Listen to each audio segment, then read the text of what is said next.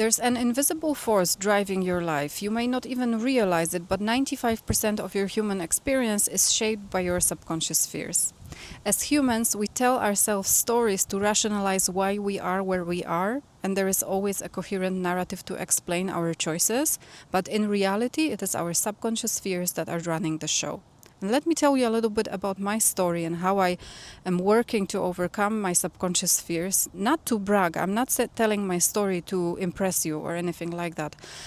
Because I'm a psychologist, I'm using my own process to show you how it looks from the inside and what needs to happen to actually befriend your shadow or overcome those fears. So most of my life, I was driven by one fear, and that was the fear of being called incompetent. I spent my entire career pursuing academic titles. I went to get an MA in English literature first, then in psychology, then I got a PhD in psychology, then I got to the title of assistant professor and then associate professor, which is one of the highest titles you can achieve in academia. I thought that once I get to that highest level, I will be free of that fear, that I will finally have proven to myself that I am competent. But once I got that title, I realized that the strategy wasn't working, that I'm still terrified of being called incompetent. I decided, and it wasn't, by the way, it wasn't that I didn't like academia. I enjoyed science. It was fun. I had wonderful colleagues. So it was generally a good time. But the question is different. The question is, was it the best option for me?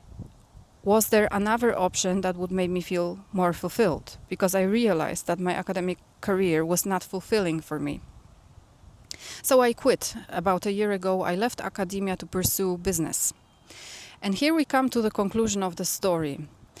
If your entire life strategy is running away from something, no matter how far you run, until you confront that fear, realize what it is, and manage to overcome it, you will always be driven by that fear. No matter how far away you run from it, it's still going to be driving your life.